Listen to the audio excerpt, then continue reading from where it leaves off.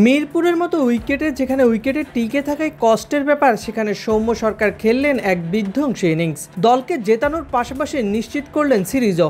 আর সেই রাতে ঘোষণা করা টি-20 দলেই জায়গা হয়নি সৌম্যের। ঘোষিত 15 সদস্যের এই দল নিয়ে ইতিমধ্যে আলোচনা শুরু হয়ে গিয়েছে। ইনজুরি কাটিয়ে ফিরেছেন ক্যাপ্টেন লিটন কুমার দাস, বাদ পড়েছেন শেষ টি-20তে ভালো করা সাইফুদ্দিন। তাছাড়া তেমন কোনো পরিবর্তন নেই স্কোয়াডে।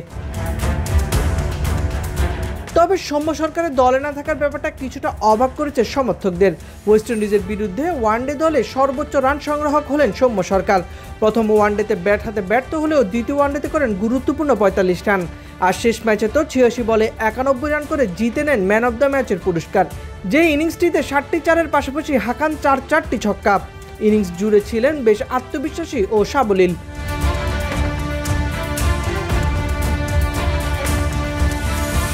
সৌম্য সরকারের লাল সবুজের জার্সিতে অভিষেক হওয়ার পর দল থেকে বাদ পড়েছেন বহুবার, কখনো ইনজুরির কারণে, আবার কখনো অফ ফর্মের কারণে।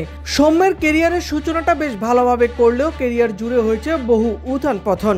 কখনো সুযোগ পেয়ে কাজে লাগিয়েছেন, দলে থিত হয়েছেন, আবার কখনো সুযোগের সদ্ব্যবহার করতে না পারায় দল থেকে বাদ পড়েছেন। তবে সৌম্যের ধারাবাহিকতা নিয়ে আলোচনা হলেও খেলার মান নিয়ে তেমন কোনো প্রশ্ন ওঠেনি, বরং তার দৃষ্টিনন্দন শটগুলোর কারণে, বিশেষ করে তার সিগনেচার পেরিস্কোপ শটের কারণে ভক্তদের মধ্যে বাড়তি জনপ্রিয়তাও পেয়েছেন তিনি।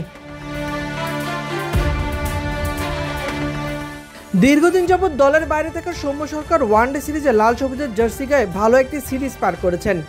মিরপুরের মাটিতে যেখানে ব্যাটসম্যানরা বোলিংয়ের তোপে দাঁড়াতেই পারছিল না, সেখানে সৌম্য সরকার এই সিরিজে 50 গড়ে 150 রান যোগ করেন তার নামের পাশে। এখন আলোচনার বিষয় হলো 15 সদস্যের দলে সৌম্য সরকারকে অন্তর্ভুক্ত করা যেত কিনা। এমনিতেই বাংলাদেশ দল এখন তরুণ নির্ভর। অভিজ্ঞ খেলোয়াড় বলতে লিটন কুমার দাস, মুস্তাফিজুর রহমান এবং তাসকিন আহমেদ। ব্যাটসম্যানদের সারিতে লিটনকে বাদ দিলে আর কোনো অভিজ্ঞ ব্যাটার নেই দলে। বিশেষ করে টপ অর্ডারে অভিজ্ঞ ব্যাটার ও পাওয়ার হিটিংয়ের শক্তি বাড়াতে সৌম্য সরকারকে দলে ফেরানোর যৌক্তিক দাবি করছে বিশ্লেষকরা। তাই চট্টগ্রামে আয়োজিত টি-20 সিরিজে সৌম্য সরকারের অভিজ্ঞতা, শক্তিমত্তা ও বর্তমান ফর্ম কাজে লাগানো যেত। ভবিষ্যতে টি-20 দলের জার্সি গায়ে জড়াতে আরও বেশি প্রস্তুতি নিতে হবে সৌম্য সরকারকে, এমনটাই প্রত্যাশা ভক্তদের। অক্টোবরের 27 তারিখে শুরু হতে যাওয়া টি-20 সিরিজে বাংলার টাইগাররা ভালো কিছু করবে, এমনটাই প্রত্যাশা সবার। তাইদ ইবনে শামস, বিডি ক্রিক টাইম।